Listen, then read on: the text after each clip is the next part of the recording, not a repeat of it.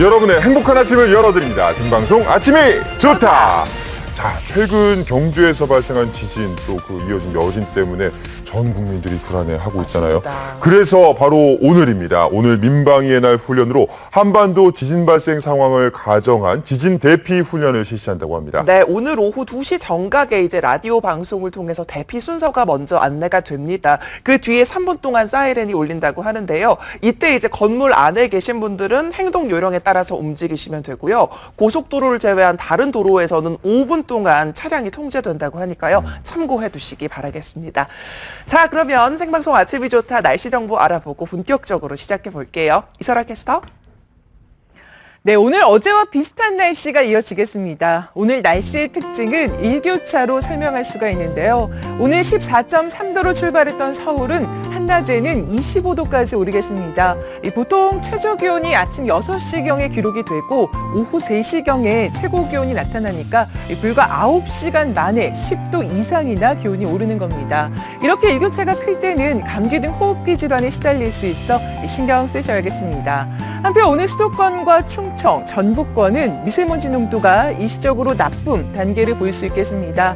이런 데다가 오늘 아침 역시 안개가 짙게 낀 곳이 많습니다. 특히 서해안과 내륙 지방은 가시거리가 100m도 채 되지 않고 있는데요. 이 아침의 안개는 낮 동안에 미세먼지와 뒤엉켜 남아있을 수 있겠습니다. 오늘은 고기압의 영향권에 들면서 하늘 자체는 맑겠습니다. 현재 기온은 어제 이 시각보다 1, 2도 정도 높게 시작되고 있지만 아침과 저녁 공기는 여전히 썰렁한데요. 하지만 한낮에는 서울과 광주가 25도, 대구와 부산 24도로 평년 이맘때보다는 포근한 가을 날씨를 보이겠습니다. 내일까지는 만조 때 바닷물의 수위가 매우 높습니다. 만조 시간대를 잘 알아두셨다가 침수 대비하셔야겠습니다. 오늘 만조 시각은 인천이 오후 7시 6분, 목포가 4시 41분, 제주도는 오후 12시 51분경입니다. 내일은 동해안 지방에 비가 내리겠고요. 모레는 제주부터 비가 시작돼 주말에는 제주에 이어서 전남과 경남 지방에도 비가 내리겠습니다. 날씨 전해드렸습니다. 네, 첫 번째 순서는 아이디어 톡톡입니다. 이보람 리포터가 준비하셨죠? 네, 잡지나 기사, 책 같은 거 읽다가 간혹 모르는 영어 단어 나올 때 있잖아요. 그럴 때 아마 많이들 당황하실 텐데 당황하지 않고 휴대전화 카메라를 들이대기만 하면 단어를 찾을 수 있고요. 그리고 뜻풀이도 확인할 수 있는 방법이 있습니다. 잠시 후에 전해드리고요. 이 자전거에 장착만 하면 자동으로 불이 켜져서 낮밤 관계없이 안전하게 자전거를 탈 수 있는 방법이 있습니다. 지금 바로 확인하시죠. 스위치에 선을 연결해 써야 했던 브레이크 램프.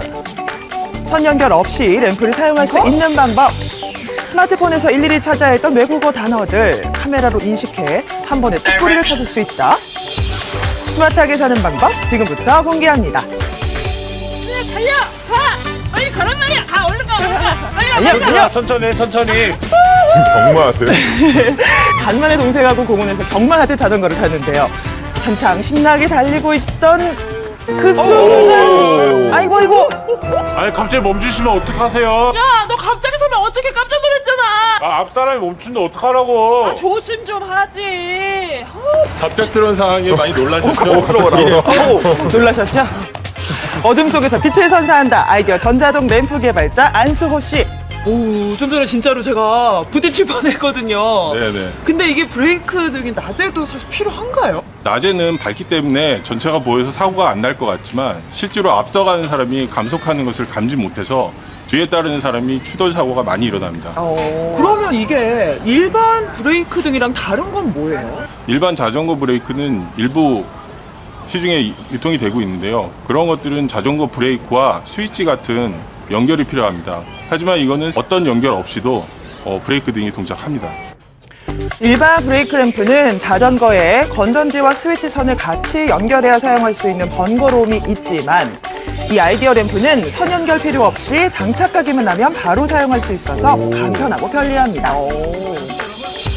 그러면은 이게 어떻게 불이 켜지는 이게 거예요? 무슨 원리죠? 가속도 센서가 내장되어 있어서요. 속도 감속 자체를 감지할 수 있습니다. 네, 브레이크 등이 이런 식으로 전체 등이 켜지면서 밝게 후방이 알려주게 되어 있습니다.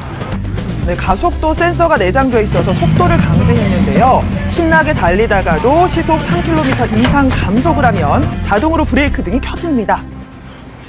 지금 얘가 갑자기 자기 혼자 막 깜빡거렸거든요. 이게 왜 이러는 거예요?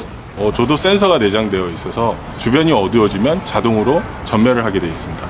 야, 그러면은 진짜 뒤에 따라오는 사람이 앞에 자전거가 있는 걸 확인할 수 있으니까 편하겠네요. 네, 맞습니다. 네. 뒤따르는 라이더에게 자전거가 앞에 가고 있다는 경고를 해주기 때문에 뒤에 라이더는 일정 거리를 유지하면서 안전하게 라이딩을 할 수가 있습니다. 네, 조조 센서가 내장돼 있어서 자전거를 탈 때 어두워지면 센서가 감지를 해서 자동으로 램프에 불이 켜지는데요. 뒷사람에게 신호를 줄 수 있어 앞사람과 안전거리를 유지해 차량 및 자전거로부터 사고를 예방할 수가 있고요. 낮에는 자동으로 램프가 꺼지고 감속할 때만 켜집니다. 근데 이거 그러면은 세워져 있어도 계속 깜빡거리는 거예요? 예, 계속 깜빡깜빡 하다가요. 7초 이상 움직임이 감지되지 않으면 전원이 자동으로 오프됩니다. 이 아이디어 램프는 자전거를 3초간 연속으로 동작하면 전원이 자동으로 켜지고요. 또 잠시 세워뒀다가 7초간 움직임이 없으면 자동으로 꺼집니다. 오호. 그리고 원하는 방향으로 바꿔가면서 사용도 가능해서 정말 편리하죠? 안전하게 자전거 타고 싶으시다고요? 아이디어 전자동 램프로 밤에도 안전하게 라이딩하세요. 화나네요. 언니 무슨 일인데 이렇게 급하게 불러? 나 은행에 지금 급한 일이 있어서 빨리 좀 갔다 올게. 효리 좀 부탁해. 알았어, 빨리 갔다 와. 아이고, 우리 조카 잘 있었어? TV 보는구만. 스페이저 시스터 윈터 About 306 I say I will 잘하죠. on and 야, 잘 on. 읽네요. 네, 요즘 애들은 빨라. 벌써 영어를 읽냐?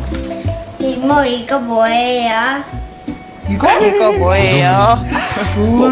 저게 뭘까요? 이것도 몰라. 이런 거 아니거든. 너무 빨라. 이런 거 공부하지 마. 나 알고 싶단 말이에요.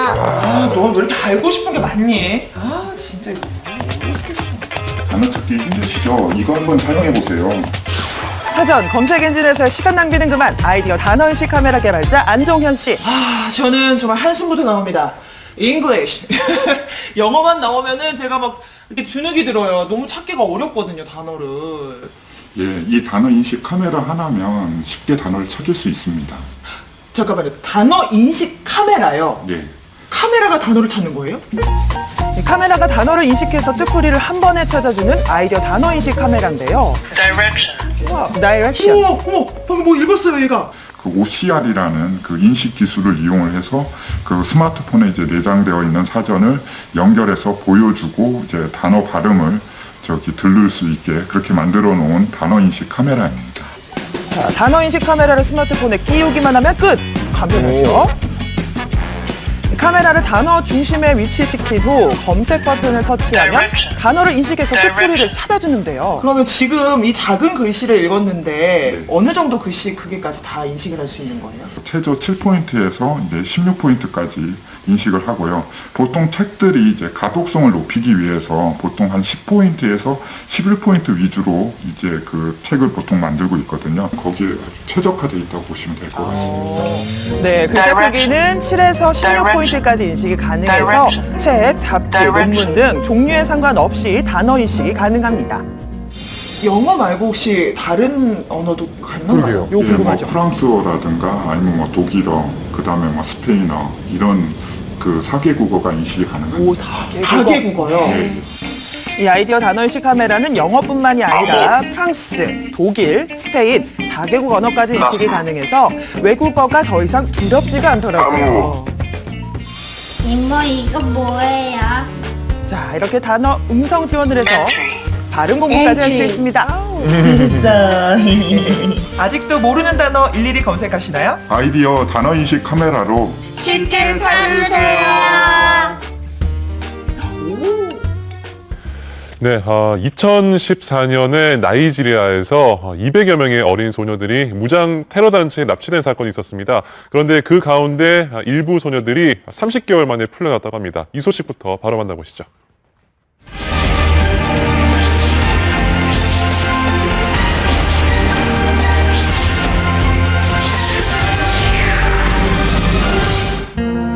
극단주의 테러 단체 보코하람에 납치됐던 나이지리아 여학생들이 30개월 만에 풀려났습니다.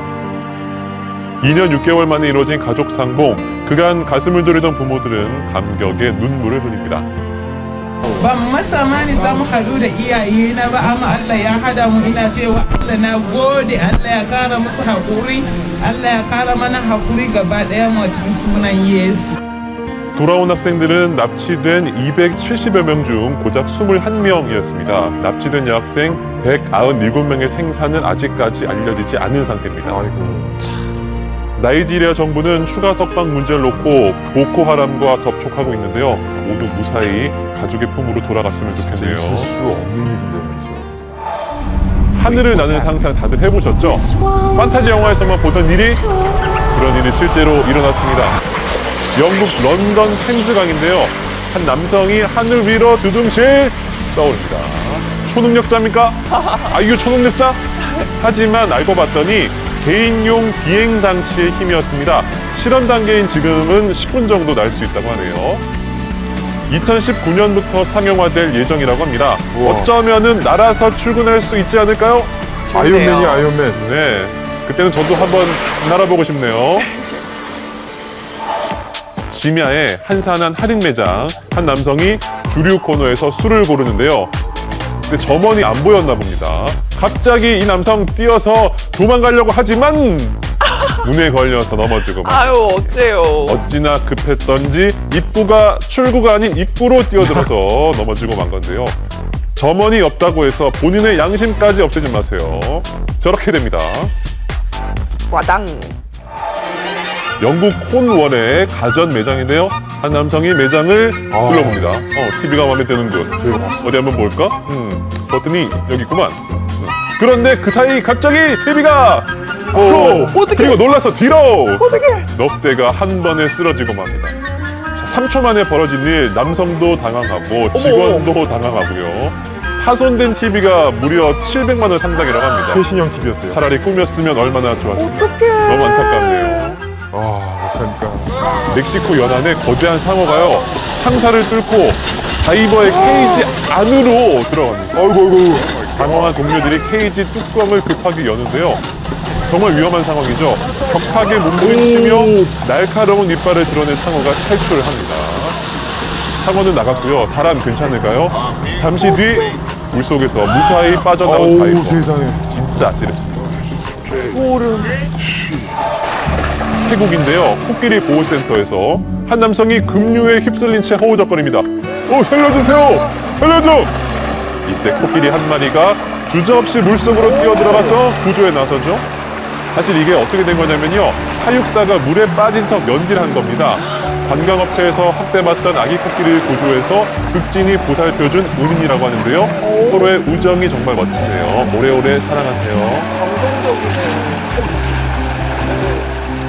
앉는 거 보세요. 미국 플로리다 주입니다. 차량 한 대가 뚝 아래로 떨어지는 사고가 발생했습니다.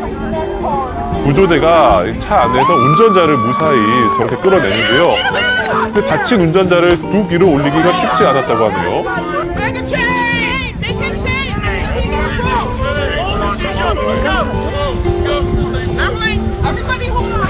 지켜보던 시민들이요, 운전자를 구하기 위해서 손에 손을 잡고 인간 사슬을 만들어서 도와주기로 한 겁니다. 그리고 무사히 운전자를 끌어올리는데요. 운전자 다행히 크게 다치진 않았다고 합니다. 조금이라도 늦었다면 폭발로 이어질 수도 있었는데요.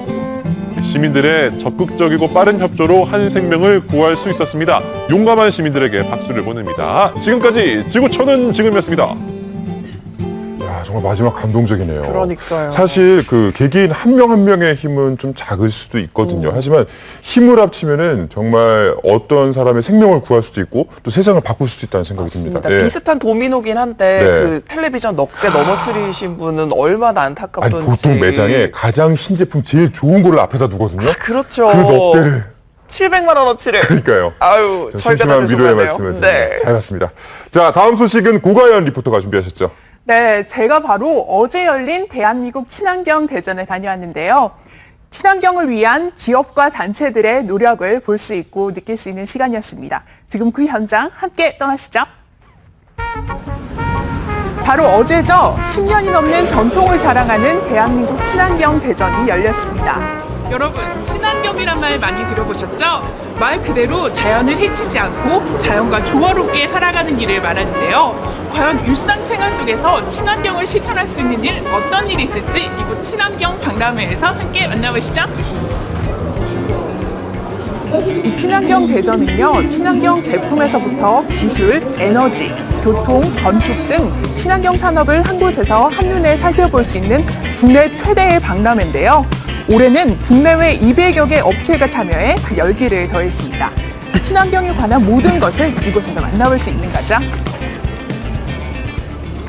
이 친환경 대전은 주부, 학생, 어린이 등 우리 주변에서 친환경 생활을 실천함으로써 친환경 제품에 대해서 가깝게 인식하고 그리고 환경산업을 널리 알림으로써 국민들이 실생활에서 환경을 보존하는 이런 의식을 공유하는 이런 장으로서 활용하기 위해서 마련하였습니다.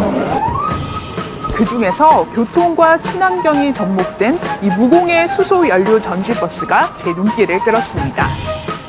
이 수소버스는요, 움직이는 공기청정기라고도 불립니다. 일단 매연이 발생하지 않고 디젤차가 내뿜는 미세먼지를 감소시켜준다는데요. 그 이유가 과연 무엇일까요? 이 수소가 친환경 에너지원으로 도움이 되나요? 수소는 수소하고 산소하고 만나면은 반응을 하면은 물이 생성됩니다. 그 물이 우리 이 지구 보존을 위한 가장 최적의 에너지이기 때문에 이 수소가 앞으로는 대세 에너지가 될 것입니다. 수소. 이 수소 연료 전지 버스는 친환경 차량으로 주목받고 있는데요. 2021년 상용화를 목표로 울산, 여수 등에 시범 보급된다고 합니다. 정말 특이한 데가 있는데요. 가볼까요? 얼마나 특이하길래. 안녕하세요. 안녕하세요. 지금 뭐 하고 있는 거예요? 지금 제가 쿠키를 만들고 있어요. 네, 친환경 대전에는 관람객을 위한 체험 프로그램도 다양했는데요. 그 중에서 이 쿠키 만들기가 인기가 정말 좋았습니다. 왜냐, 쿠키 반죽에 식용 곤충의 분말을 넣었거든요. 네? 이쪽으로 잠깐만 자리를 옮길게요. 이쪽에 보시면 1차 가공 형태의 갈색 거덜이라고 하는 친구가 있어요. 바로 이게 식용으로 먹을 수 있는 곤충입니다. 식용 곤충은 미래 식량의 단백질 대체 식품으로 인정받고 있는데요. 식용 곤충의 대중화를 위한 음식 개발도 활발히 진행 중입니다. 친환경. 정말 친하면 잡아먹죠. 식용 곤충이 친환경 식품인 이유. 단백질 함유량이 높아서 마치 육류와 비슷하고 대신 이산화탄소를 많이 배출하는 축산업에 비해 환경 문제를 줄일 수 있기 때문이죠. 쿠키를 누가 어디서 먹어보겠어요. 너무 신기하고 제가 만들어서 그런지 더 맛있는 것 같아요. 맛이 궁금하네요. 저도 식용 곤충 쿠키 한번 먹어봤습니다. 근데 이거 곤충이 들어갔다고 얘기 안 하면 아무도 모를 것 같아요. 그냥 쿠키예요, 쿠키. 그쵸? 쿠키. 네. 코드. 친환경 하면 또 빼놓을 수 없는 것이 업사이클링 아닐까요? 이 부스는 어떤 부스인가요? 네. 이제 갖고 있는 에코백을 가지고 오시면 이제 다른 제품으로 만드실 수 있게 제가 도와드리고 있습니다. 이곳에서는 더 이상 사용하지 않는 에코백들을 활용해서 실용적인 소품으로 재탄생시켜주는 곳이었는데요. 쓰던 물건 버리지 않고 재활용하는 것도 일상에서 실천할 수 있는 친환경 활동이잖아요. 그래서 저도 에코백 하나를 골라서 저만의 소품을 만들어 보기로 했습니다. 집에서 안 쓰는 에코백 있지 않으세요? 있죠. 이곳에 가지고 오시면 무료로 체험이 가능합니다. 완성했습니다. 뭐 만드신 거죠? 네, 제가 만든 것은요, 에코백을 활용한 소품 주머니인데요. 이렇게 돌돌 말아서 가방에 쏙 넣고 다니려고요. 가죽보다 좀 가벼워서 실용적일 것 같아요. 버려졌던 에코백으로 이렇게 손쉽게 예쁜 필통이 완성됐습니다. 완성! 여러분도 집에서 한번 시도해보세요. 이런 작은 실천이 친환경으로 가는 길이겠죠? 해봐야겠네요. 우리가 친환경적인 삶을 살아야 된다고 하는데 왜 그런 게 중요한 걸까요? 네, 우리가 친환경적인 삶을 살아야지 일단 우리의 건강을 보호할 수 있습니다. 그리고 지구를 구할 수 있고요. 따라서 현 세대와 미래 세대의 삶의 질을 높일 수 있는 겁니다. 이번 친환경 대전에 저와 함께 친환경 기술과 에너지, 식품 등을 살펴봤는데요. 여러분은 어떠셨나요? 생각보다 되게 다양하게 환경에 대해서 이렇게 많이 관심 가지시는 기업도 많고, 그리고 참여하시는 학생이나 뭐 이렇게 다른 이렇게 직업에 계시는 분들도 볼 수 있어서 좀 되게 유익하고 재밌는 것 같아요. 개인과 기업이 친환경을 실천할 수 있는 일들에는 어떤 것들이 있는지 알 수 있는 친환경 대전. 이번 주 금요일까지 개최되고요. 또 관람비도 무료니까요. 여러분들 친환경에 관심 있는 분들은 꼭 와서 보세요. 친환경 소비와 생활 문화 확산을 위해 환경 기업과 단체가 함께한 대한민국 친환경 대전이었습니다. 저도 친환경 관련해서 아이디어가 하나 있어요. 어떤 아까 이제 아이디어요? 그 곤충 쿠키 나왔잖아요. 네네. 곤충으로 술안주를 만드는 거예요. 아. 예. 그러면 정말 소비가 폭발적으로 확산되지 않을까. 역시 기승전술. 아니죠. 예. 친환경을 위해서. 네, 환경을 단지극분이라는 위해서. 네. 좋은 아이디어 감사합니다. 자, 이번에는 따끈따끈한 연예가 소식이 준비가 돼 있는데 제가 좀 현실로 받아들이고 싶지 않은 소식을 가져오셨어요. 아, 그래요? 보기 싫지만 누가 결혼하나요? 일단 좀 기다려 보시겠어요? 봐야겠죠? 그러니까 이런 분들 많으실 네. 거예요. 바로 어제입니다. 화제의 드라마 구름이 그린 달빛이 종영을 했어요. 예. 이렇게 아직까지 구름이 아리에 빠지신 분들을 위해서 그 인기 비결 준비해봤고요. 핫한 남자들이 돌아왔습니다. 샤이니한 팬미팅 현장, 그리고 흥행가도를 달리고 있는 대세 중의 대세 배우죠. 유해진 씨의 매력까지 파헤쳐봤습니다. 지금 만나보시죠.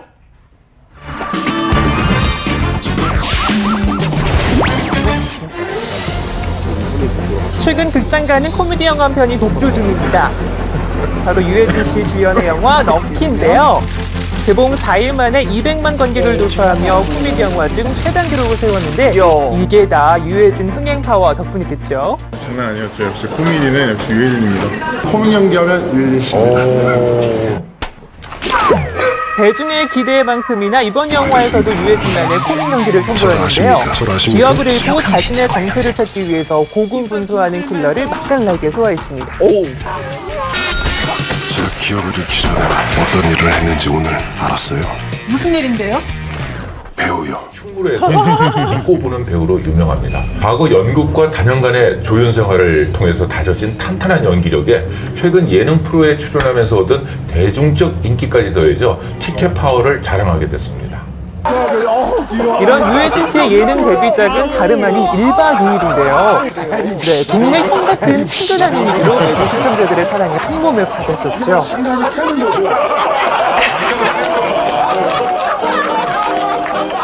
혜진이 형도 왔으니까 축구 한번 해요. 근데 저기 축구 좋아하지. 혜진이 형이 영화계 메시래. 에이?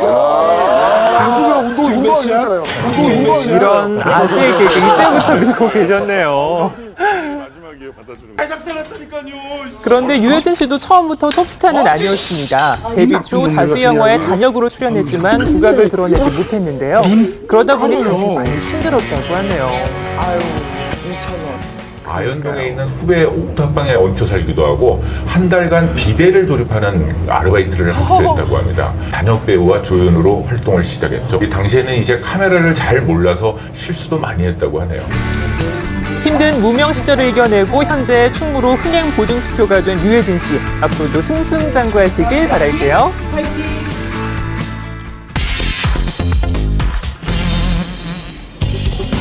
바로 지난 일요일이었죠. 빗길을 뚫고 수많은 팬들이 장사진을 이룬 그야말로 핫한 현장이 있었습니다. 이야, 어딜까요? 대단하죠? 다들 누굴 보러 온 걸까요?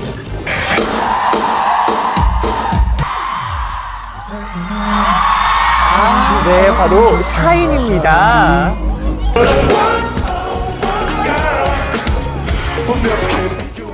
(1) 1년여간의 공백을 깨고 완전체로 컴백한 샤이니.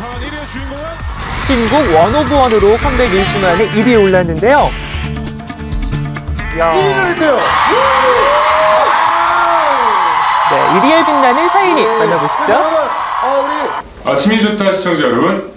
안녕하세요. 문현의 샤인입니다. 정규 5집으로 저희가 컴백을 했고요. 레트로한 감성을 많이 담은 그런 곡이고 들었을 때 좀 어깨가 들썩들썩한 신나는 곡이라고 생각을 합니다. 타이틀곡 지향하는 부분이 복고 레트로라서 일단 모든 컨셉을 그거에 맞춰서 가면 어떨까라는 의견이 있었고 그렇죠.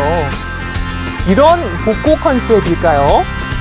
하지만 샤이니의 복권은 촌스럽지 않습니다. 오랜만에 가진 팬미팅 자리인 만큼 팬들을 위해서 아껴뒀던 비화도 공개했는데요. 그 원오번 그 제목을 1+1으로 하셨어요. 저는 거기서 막 서사를 쳤고요. 저도요. 정색을 했습니다. 저희가 다 반대를 해서 네, 타이틀곡 1오버원이 1+1이 될 뻔했다네요. 아유, 잘 막았네요. 그러니까. 하마터면 마트 행사곡이 될 뻔한 거죠. 섹시한 골반 튕기기 이건 뭐 어쩌라고요? 제가 뽑았으니까 제가 해야 되네요. 이날만큼은 망가짐도 불사한 멤버들 매력 발산 시간을 가졌는데요. 골반이 부서져라 튕기기도 하고 뱅글이니까 눈빛 강렬 심장 업태 기대된다.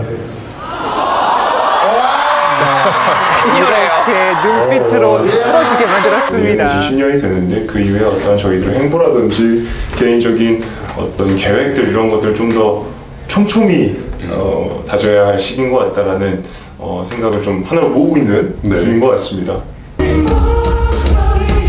오랜만에 돌아온 완전체 샤이니, 왕성한 우주 활동 기대하겠습니다.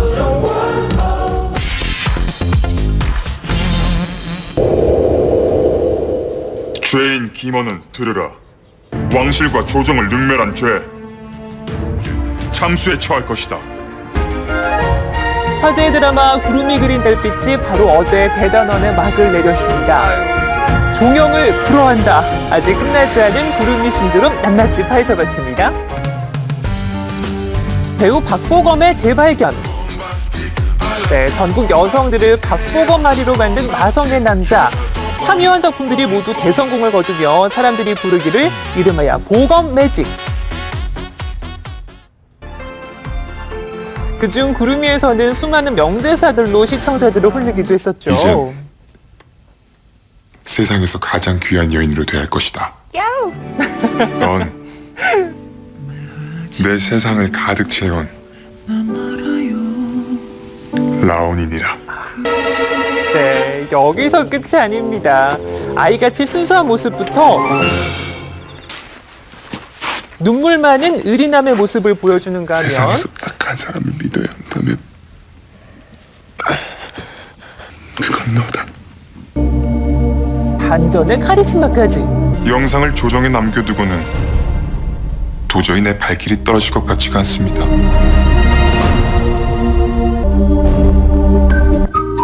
그야말로 팔색조 매력을 선보였는데요. 하나에 묶이지 않고 캐릭터마다 변화할 수 있는 그런 배우들이 되게 오래 가고 또 사랑을 받는데, 그런 측면에서 박보검은 충분히 차세대 도화지 같은 배우다.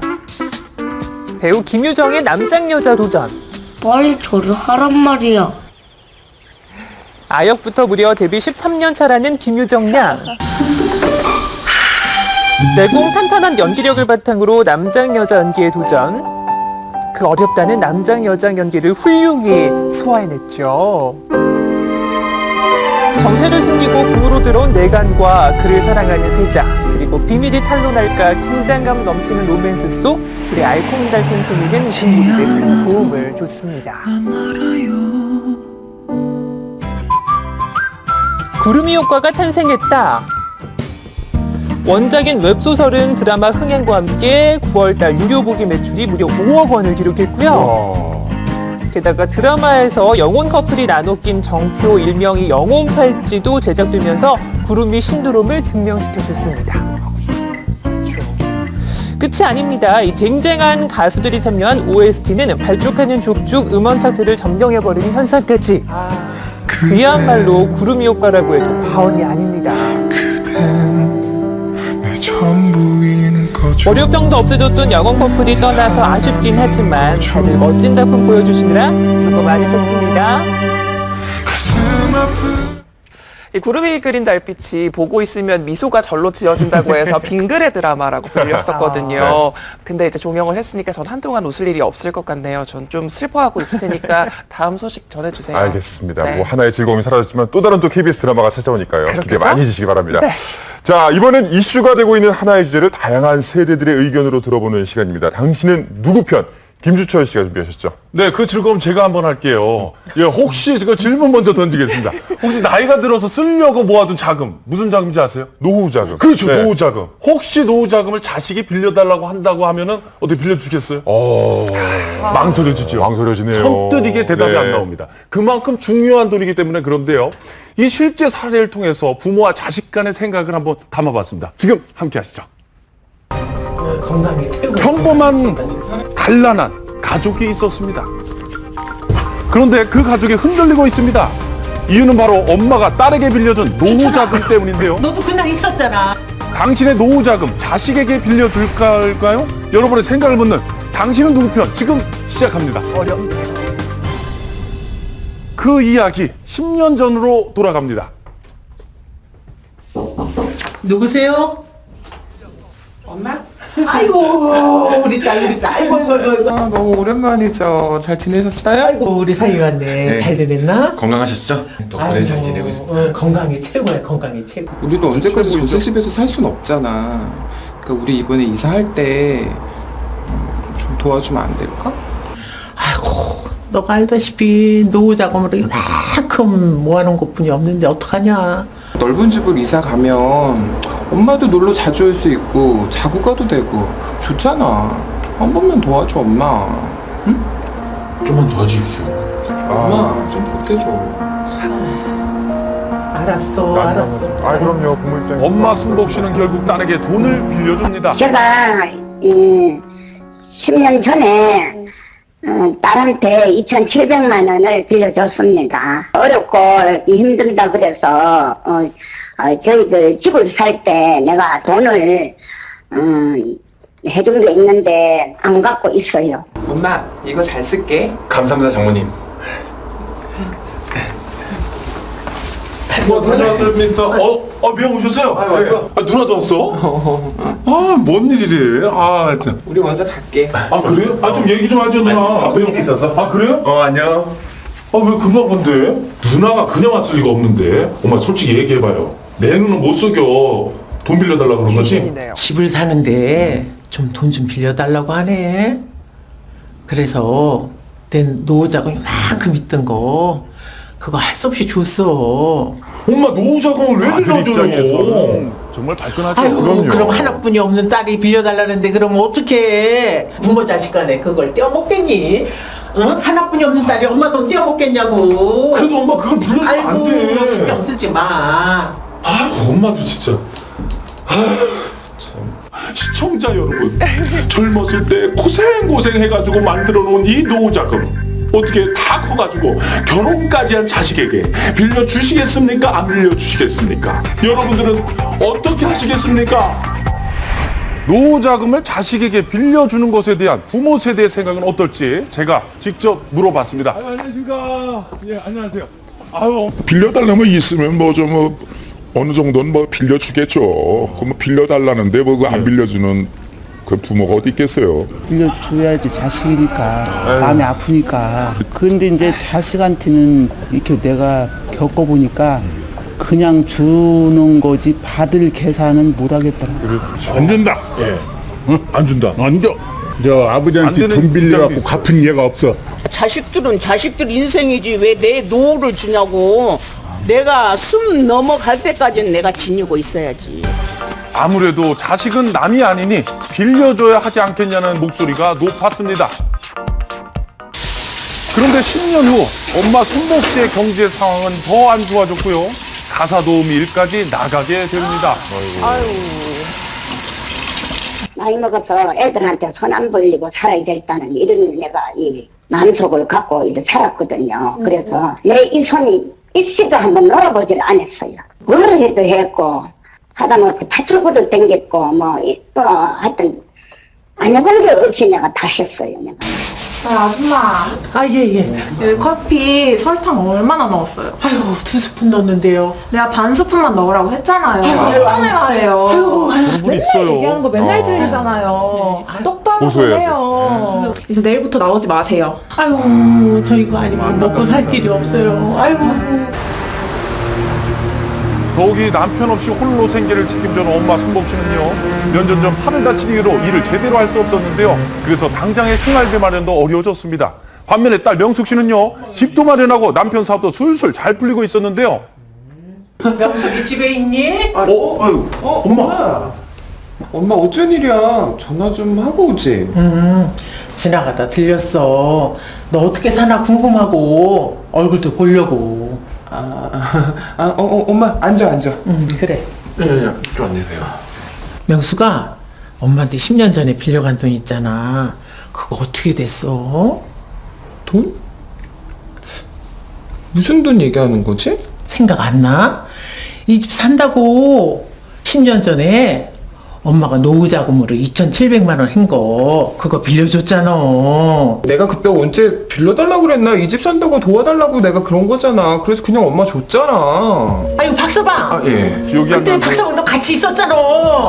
아니, 그게 빌려준 게 아니라 어머니가 주신 거잖아요. 이 집 이렇게 마련하라고. 그게 뭐 빌린 거예요. 그게 주신 거지.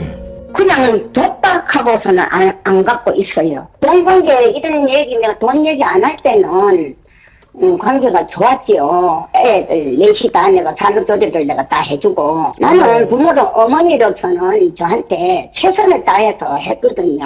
이 돈 안 빌려고 나하고 돈을 돌리고. 그러니까요. 빌려갔잖아. 아우 나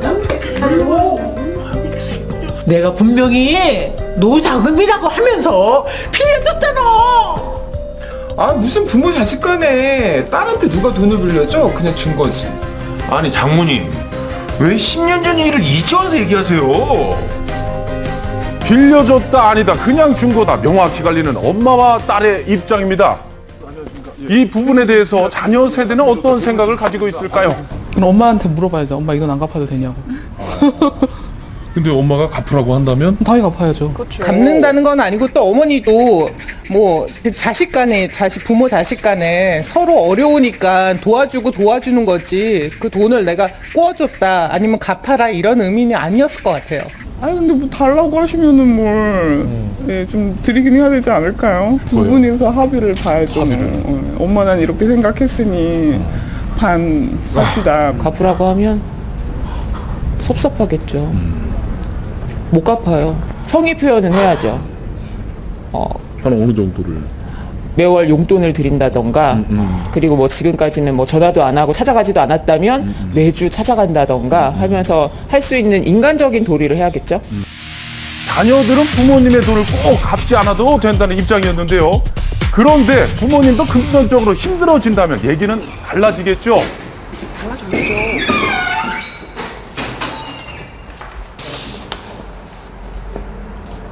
지금 명령신 뭐예요? 아니 야, 여기까지 갔군요. 소송까지 한 거죠. 어머님 우리 고소한 거지. 그치? 그럼 우리 이거 갚아야 되는 거야? 아 진짜 뭐 하는 거야? 저희들 잘못을 모르고 나한테 고마움을 모르고 나를 돈 이유는 내가 뭔지 내가 알 수가 없고, 그래서 내가 지금 딸하고 사이하고 둘이 지금 소송 중이거든요. 오늘 뭐 변물이 이렇게 그런데- 많이 왔지? 법원에서 왔네. 딸이 보낸 겁니다. 명령에 대한 유의 신청서? 이거 뭐야? 아유 정말. 돈을 갚을 이유가 없다는 딸 순복 씨는 돈을 못 받는 걸까요? 이 할머니의 경우에 이 차용금 채권의 소멸시효가 법적으로 10년이기 때문에 설사 빌려주었다 하더라도 변제기로부터 10년이 경과하면은 받기가 어렵습니다. 게다가 순복 씨가 돈을 빌려줬던 10년 전엔 현금으로 줬기 때문에 딸 명숙 씨에게 돈을 빌려줬다고 입증할 만한 증거 자료도 남아있지 않은 거죠. 부모가 자식에게 돈을 주면은 이거는 어떤 채권 채무가 아니라 그냥 돈을 준 거다. 예, 증여다. 이렇게 인식을 하곤 합니다. 부모와 자식 간에 차용증을 쓸 수는 없는 거 아닙니까? 이러이러한 명목으로 부모로부터 돈을 빌려갔다라는 거를 증거를 만들어 놓는 게 중요하다고 생각합니다. 제가 딸한테 편지도 했어요. 애기가 내한테 와서 무릎을 꿇고 잘못했다고 빌면은 내가 용서할 수가 있다. 내가 이래 편지를 써 보냈거든요. 그래 보냈는데도 그 이상의 답변이 없었어요. 엄마가 바라는 건 딸의 진심 어린 마음 그뿐인데 그게 그렇게 어려울까요? 당신은 누구 편인가요?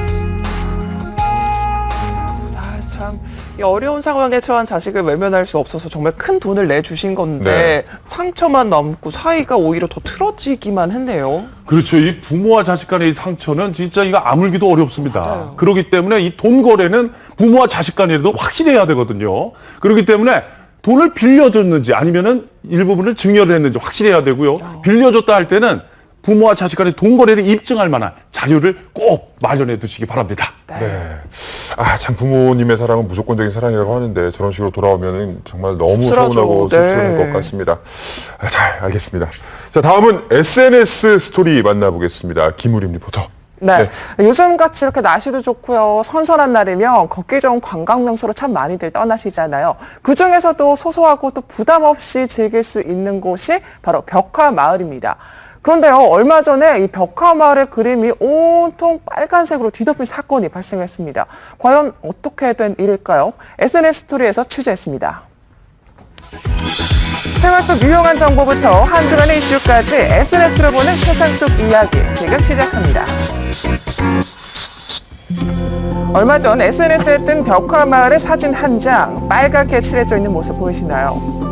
실제로 제작진이 직접 해당 벽화마을을 찾아가 봤는데요. 골목길을 따라 새빨갛게 칠해진 담벼락의 모습들. 이곳을 구경 온 시민들은 당혹감을 감추지 못했습니다. 무슨 일이죠?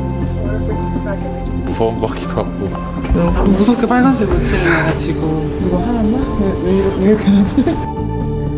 지난 6년간 하나씩 늘어난 벽화로 유명세를 탄 이곳. 하지만 지금은 새빨간 페인트칠 때문에 담벼락의 그림 모두가 엉망이 됐는데요. 도대체 누가 이런 일을 벌였을까요? 취재 도중 만난 주민이 제작진을 집안으로 안내했습니다. 집안 구석에서 방치된 빨간색 페인트를 보여주는 주민.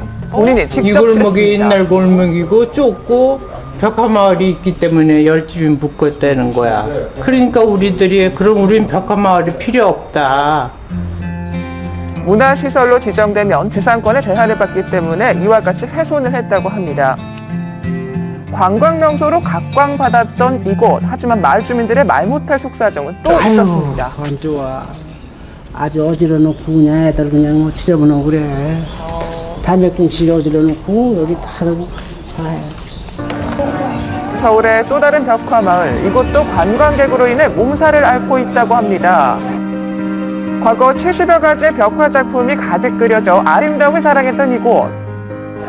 하지만 잉어가 그려져 있던 이 계단이 현재는 회색 페인트로 뒤덮여 그림을 볼 수가 없는데요.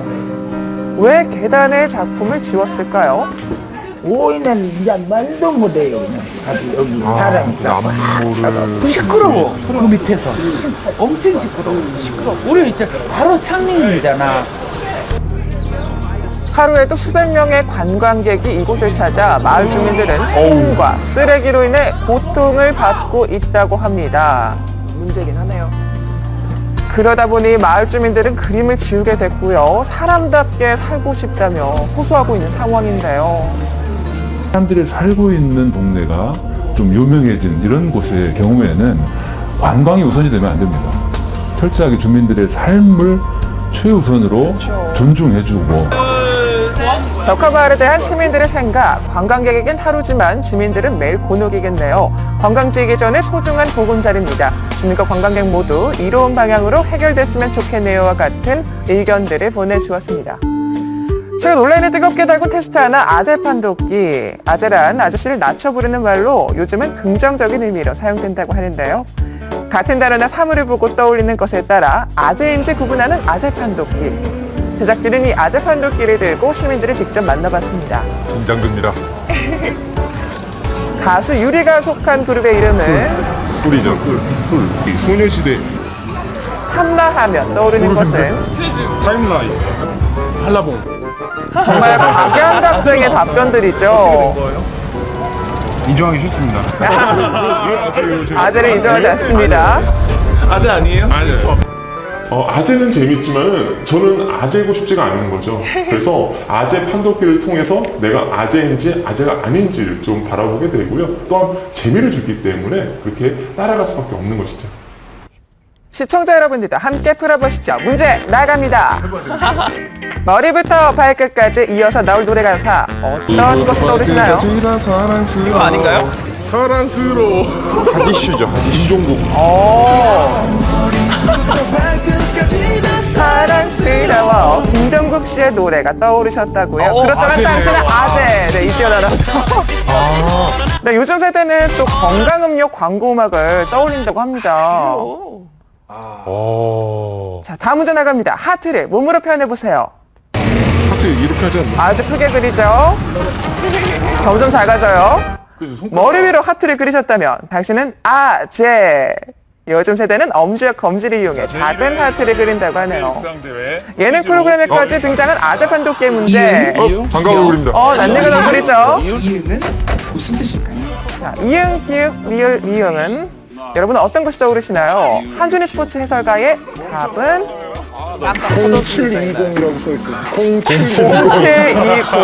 네. 이영표 축구 해설위원의 신중한 답은요. 여기로. 네, 여기로. 영어인가요? 한글인가요?